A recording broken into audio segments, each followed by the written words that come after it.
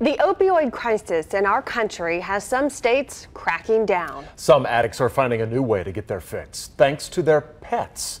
KCTV5 investigative reporter Emily Sinovic explains how some addicts are going to veterinarians to get high.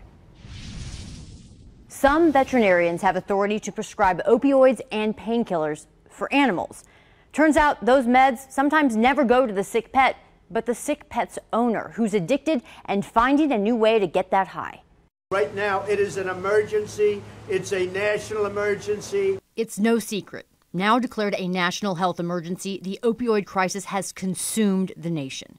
Just look locally. Missouri is now testing a new opioid prescription tracking program. So far, it's reporting about 6 opioid prescriptions are written for every 10 people in Kansas City. States like Missouri are declaring war on this drug epidemic. This is a scourge that disfigures Missourians from all walks of life, every background, and every region of our state. But that war on opioids and the tracking system for prescriptions don't account for the prescriptions written by your veterinarian. Some vets are licensed by the DEA to prescribe controlled substances, drugs similar to what addicts could find in a pharmacy. Tramadol, it's a painkiller. Ketamine, it's an anesthetic. And hydrocodone, an opiate used to treat coughing in dogs.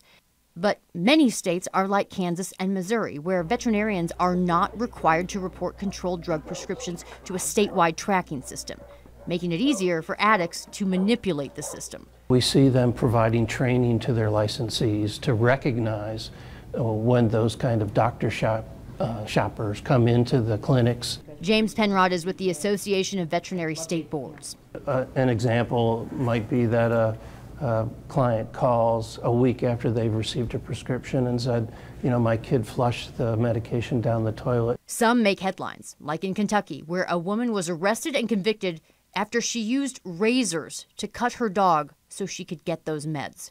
And this is video from the Clackamas County Sheriff's Office in Oregon, where just last year, outside of Portland, cops seized 100,000 tramadol pills and rescued 17 dogs living in filth. Deputies arrested 4 people. They suspect this was a disguised opioid distribution ring.